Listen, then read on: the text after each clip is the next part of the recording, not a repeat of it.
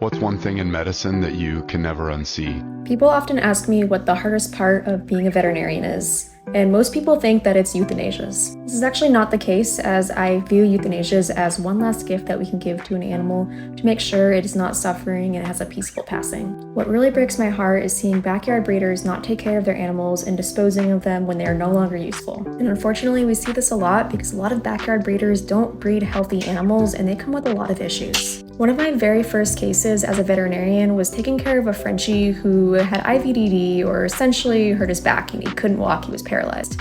Due to the severity of the injury and how long it took the owner to seek care, there was essentially not a chance for the dog to walk again. This dog was only 2 years old, but due to its poor genetics was already suffering from this condition. And I remember calling up the owner, and the first thing he said to me was, "Wait, I can't breed him anymore?" I was prepared to talk to him about how we can have wheelchairs for dogs, but since he was no longer able to breed him, he decided to euthanize. And unfortunately, that's not the only bad experience I've had with backyard breeders. I've seen pregnant dogs that are suffering from painful or irritating conditions, yet the owners decline medicine because they don't want to harm the puppies. Unfortunately, the pregnant dog's welfare was not their number one concern, but it was how many puppies they were getting.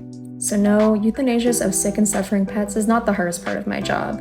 For me, it's seeing an animal that doesn't get its basic care covered, but the owners are still using them as money-making machines. It's seeing backyard breeders put profits over the basic care needs of their pets. And that's one thing I can't unsee.